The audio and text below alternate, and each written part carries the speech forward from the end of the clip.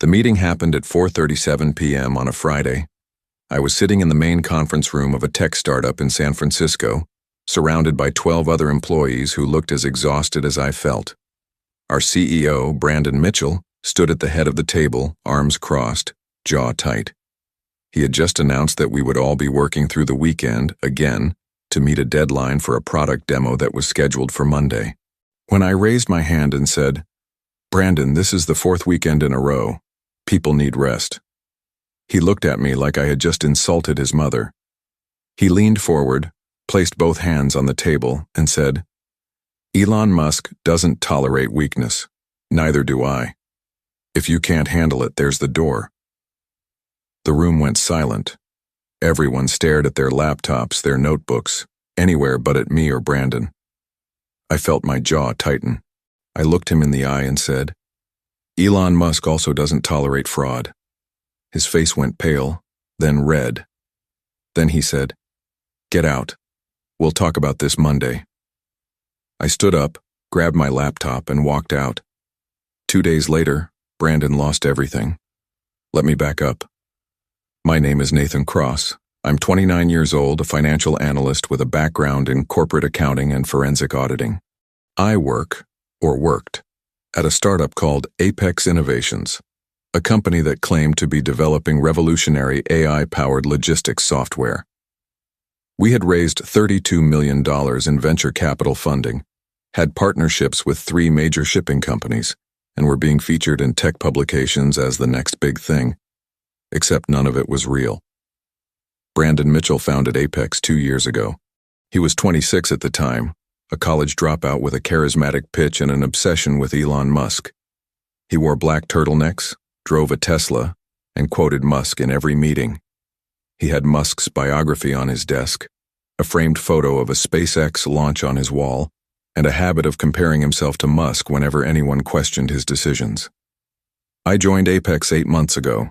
The job posting promised competitive salary, equity, and the chance to change the world. The interview process was intense, 3 rounds, including a presentation to Brandon himself. When he offered me the position, he said, "I need someone who can think like Elon, someone who doesn't accept limitations." I was flattered. I was naive. The first red flag came during my 2nd week. I was reviewing the company's financial statements to prepare a report for investors, and the numbers didn't add up. Revenue projections were inflated. Expenses were categorized incorrectly. There were payments to vendors I couldn't verify. I brought it to Brandon's attention in a private meeting. He smiled, leaned back in his chair, and said, "Nathan, you're thinking too small. Elon didn't build Tesla by following accounting rules. He built it by thinking bigger." I said, "Elon also follows SEC regulations." He laughed and said, "Barely." I let it go. I told myself it was just startup chaos, that things would get organized as we grew. But the red flags kept coming.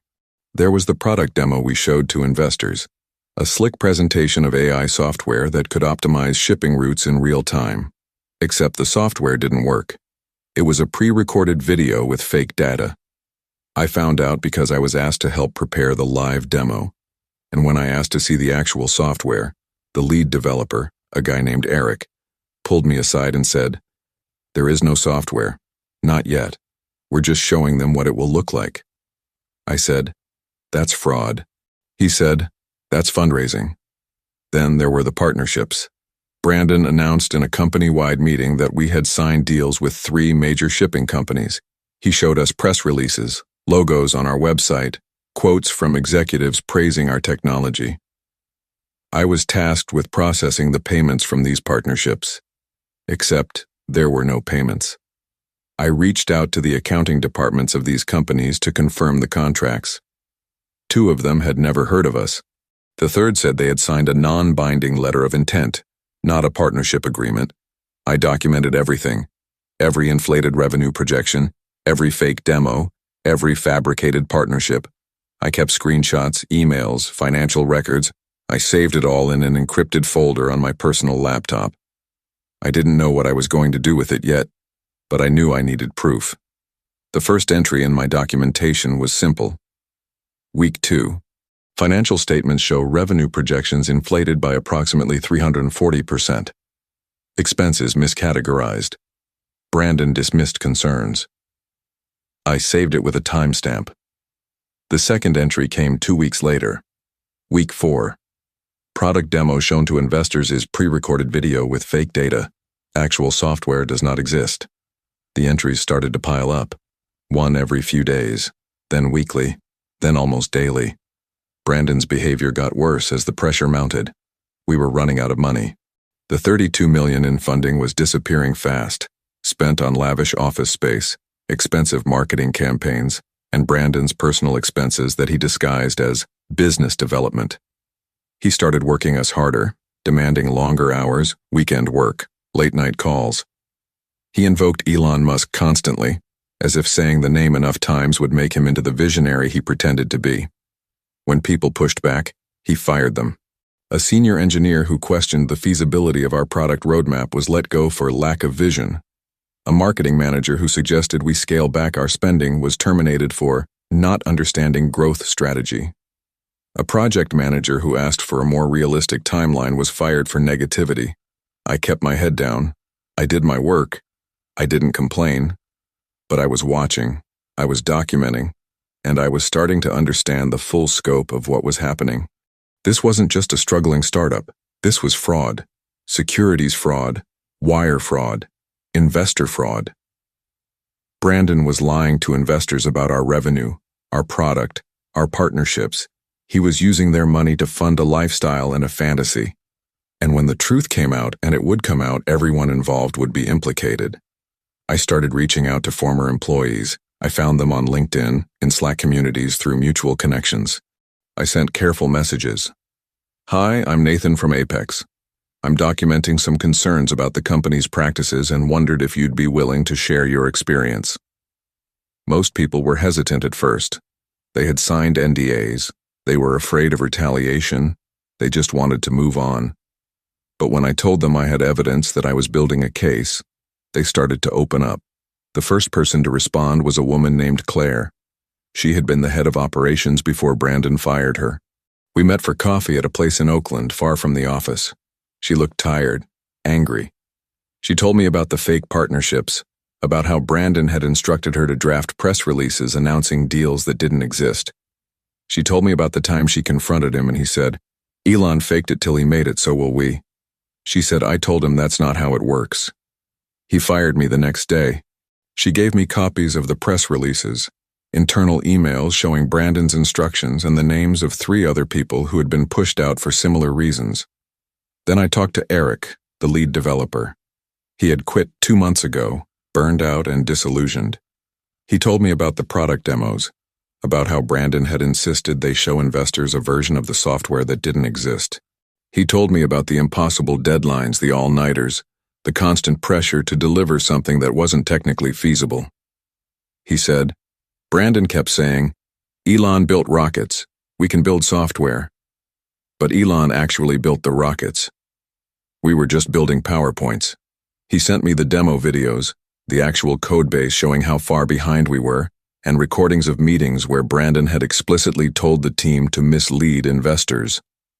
One by one, the stories came in. A finance associate who had been fired for questioning expense reports. A sales director who had been terminated for refusing to lie to potential clients. A legal consultant who had quit after Brandon ignored her warnings about SEC compliance. I compiled everything into a single document. I worked on it late at night after everyone else had logged off. I organized it by category: securities fraud, wire fraud, misrepresentation to investors, misuse of funds. I included dates, names, evidence. I cross-referenced everything with federal securities law and SEC regulations. I made sure it was airtight. By the time I was done, the document was 87 pages long. The executive summary was on page 1, but I included every piece of evidence, every testimony, every pattern of fraud. It was comprehensive, detailed, and damning. I didn't plan to use it. I just wanted to be ready. But then came that Friday meeting, Brandon demanding we work another weekend, me pushing back, him invoking Elon Musk, me responding, "Elon Musk also doesn't tolerate fraud." The words came out before I could stop them. But once they were out, I knew there was no going back. Brandon told me to leave, said we'd talk Monday. But I knew what that meant. He was going to fire me. Or worse, he was going to try to intimidate me into silence. So I didn't wait until Monday. I went home, opened my laptop, and sent 3 emails. The first was to the Securities and Exchange Commission. I attached the 87-page document and wrote, "I am submitting a formal complaint regarding securities fraud, misrepresentation to investors, and misuse of funds at Apex Innovations. Attached is comprehensive documentation, including financial records, internal communications, and testimony from multiple witnesses. I am available to cooperate with any investigation." The second was to our lead investor, a venture capital firm called Redwood Ventures. I attached the same document and wrote, "I am a financial analyst at Apex Innovations. I am writing to inform you of systematic fraud and misrepresentation regarding the company's financial status, product development, and business partnerships. Attached is documentation that I believe you will find relevant to your investment." The third was to our board of directors. I attached the document and wrote, "I am formally reporting securities fraud and misuse of investor funds by CEO Brandon Mitchell. Attached is evidence that exposes the company to significant legal liability. I am available to discuss this matter immediately." I hit send on all 3 emails at 11:43 p.m. on Friday night. Then I closed my laptop and went to bed. Saturday morning, my phone started ringing. First, it was Brandon. I didn't answer. Then it was our CFO. I didn't answer. Then it was a number I didn't recognize. I let it go to voicemail. It was a lawyer representing Redwood Ventures asking me to call back immediately. I called back. I spent 2 hours on the phone walking through the document, answering questions, providing additional context. The lawyer was calm, professional, and clearly alarmed. He said, "We're going to need to investigate this immediately. Can you be available for a call with our partners tomorrow?" I said, "Yes." Sunday afternoon, I had a video call with 3 partners from Redwood Ventures, 2 members of Apex's board of directors, and 2 lawyers. They asked me to present the evidence. I did. Calmly, methodically, page by page. I showed them the inflated financial projections, the fake product demos, the fabricated partnerships, the misuse of funds. I showed them the emails where Brandon had explicitly instructed employees to mislead investors. I showed them the testimony from former employees who had been fired for refusing to participate in the fraud. They asked questions. They took notes. They didn't smile, but they didn't dismiss me either. One of the board members, a man named Richard, asked, "Why didn't you come forward sooner?" I said, "Because I wanted to make sure I had enough evidence. I didn't want this to be my word against his. I wanted it to be the truth against his lies." He nodded and wrote something down. At 6:15 p.m.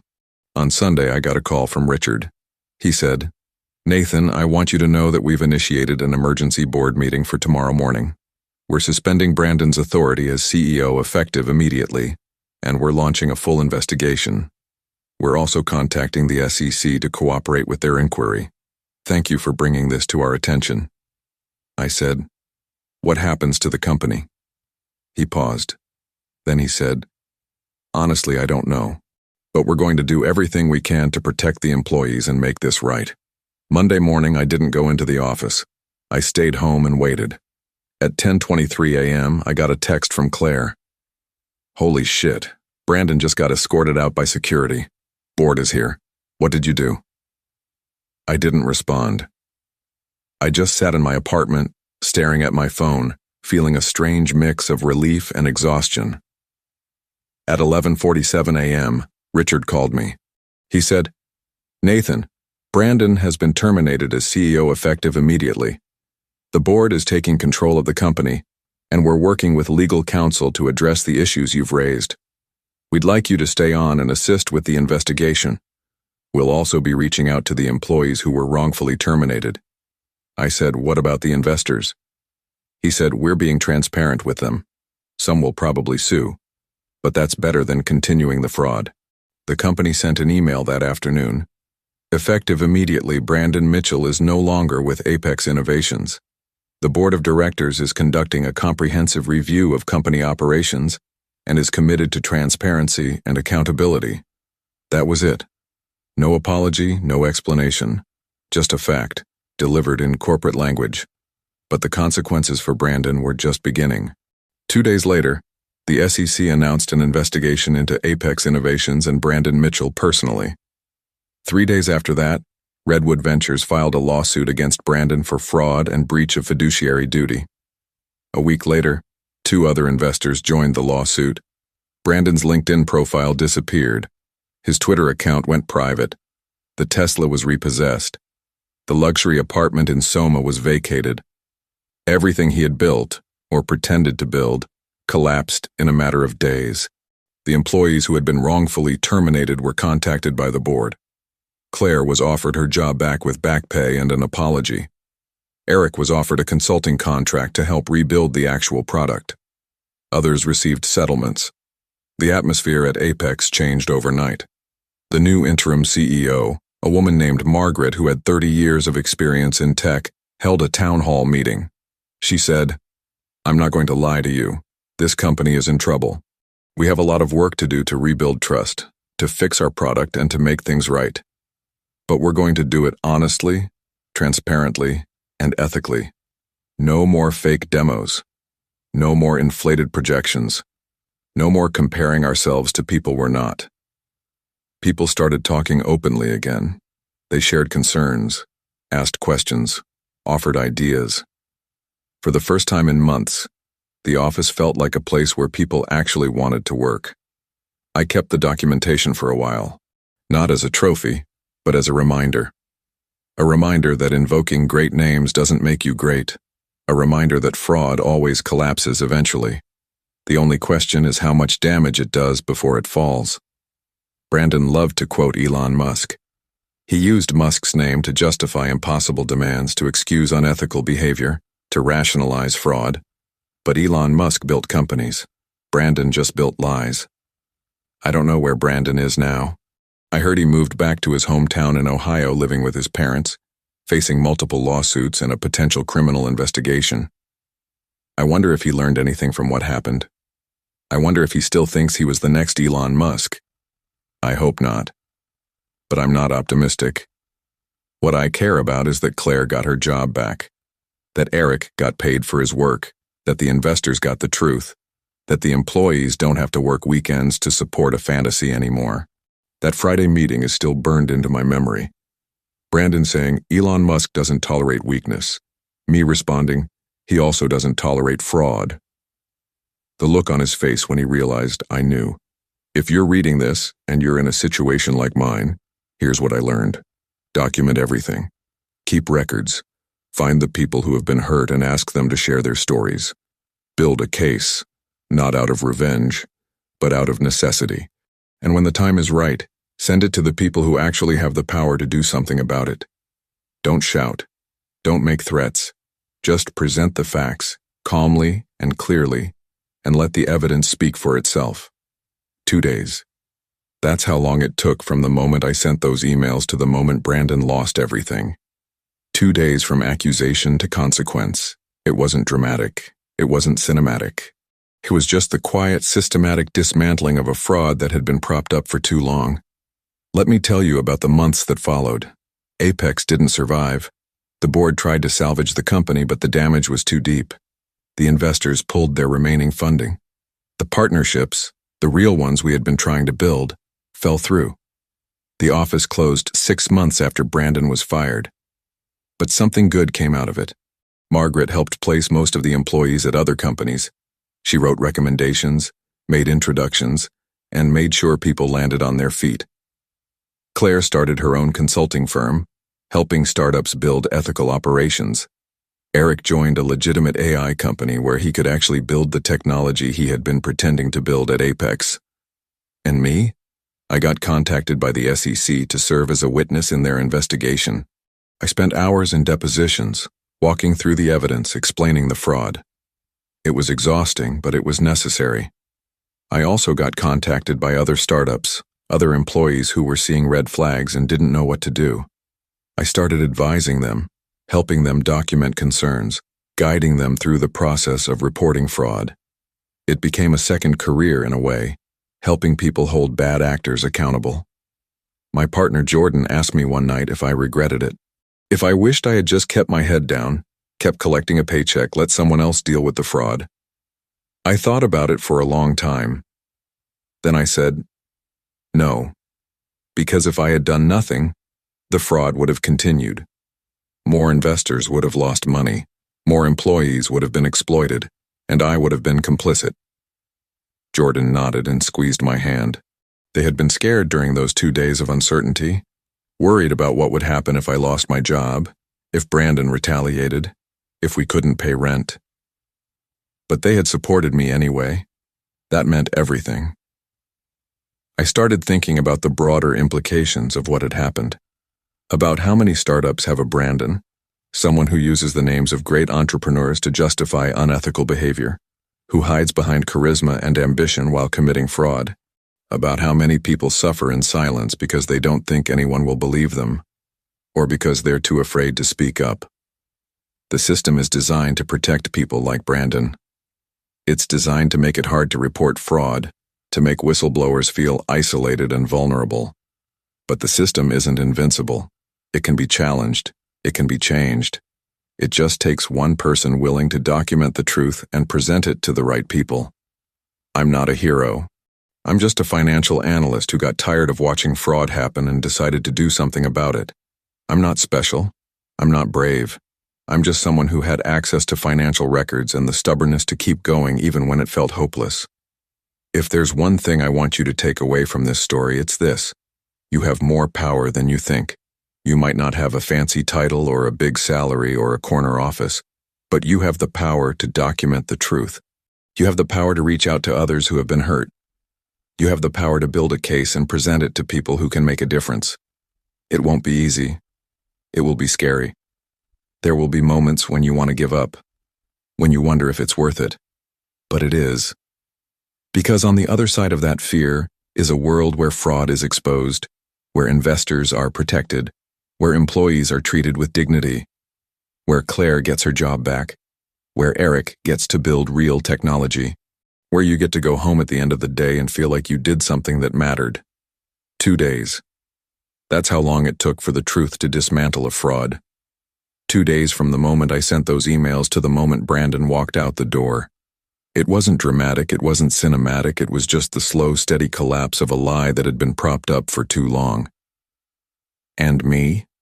I'm still here, still analyzing financial statements, still helping people expose fraud, still living a life that's not glamorous but is mine. And that's enough. I look at that documentation sometimes, still saved in an encrypted folder on my laptop. It's a reminder of what happened, of what we went through, but it's also a reminder of what's possible when ordinary people decide they've had enough. Brandon thought he was the next Elon Musk. He thought invoking Musk's name gave him permission to break rules, to exploit people, to commit fraud. But Elon Musk built SpaceX and Tesla. Brandon just built a house of cards. And when I said, Elon Musk also doesn't tolerate fraud, I wasn't making a threat. I was stating a fact that Brandon had forgotten in his rush to play the visionary. That someone was me.